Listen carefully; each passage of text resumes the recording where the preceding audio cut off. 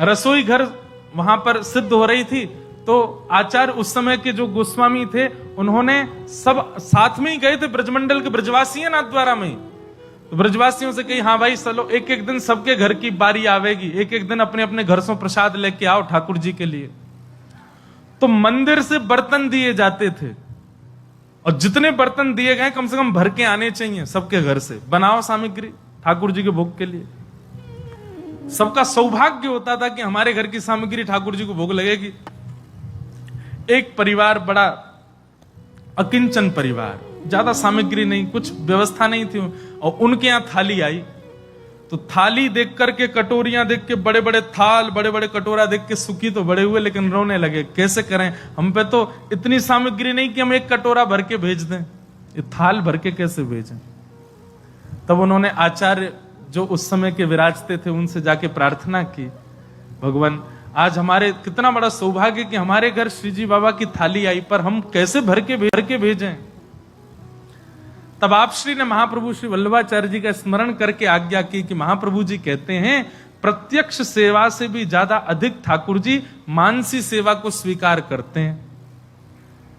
आपके घर में अगर सामग्री नहीं है तो मन में भावना शुद्ध करके, मन में एक एक सामग्री को निर्माण करके और पात्रों का स्पर्श करके उस सामग्री को पात्रों में पधराते जाओ। महाराज वो भक्त सब सामग्री पात्र लेकर के आए, पात्रों को धो करके अपने सामने रखा, अब सामग्री अपने हृदय में बना रहे हैं। सुंदर लकड़ी चेताई है, कंडे लगाए हैं, ऊपर चूल्हा पे एक पात्र रख दिया है, पात्र में अब घी डाल दिया, आहा सुगंधी आ रही घी की, और घी की सुगंधी में बढ़िया छोंक लगाए, और छोंक लगा करके सामग्री डाली, टमाटर डाले, जे डालो, वो बढ़िया साग बन गयो, साग लेकर के एक पात्र में पधरा दियो।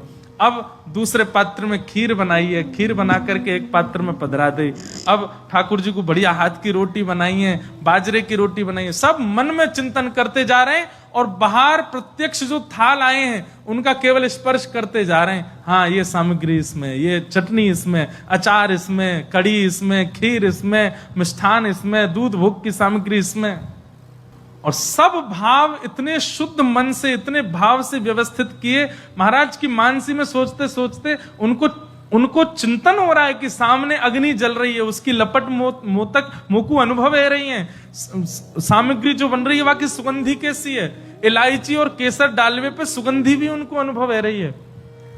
नेत्र बंद है, मानसी भाव से खाली थालन को स्पर्श करते जा रहे हैं, खाली खाली बर्तनन को लेके मंदिर में गए, और वहां जाकर के जो आचार्य थे उनको भी बोलते जा रहे हैं, जे कड़ी भोग है, जे खीर है, ये रोटी सामग्री है, ये दूध घर की सामग्री, सब सामग्री देते गए।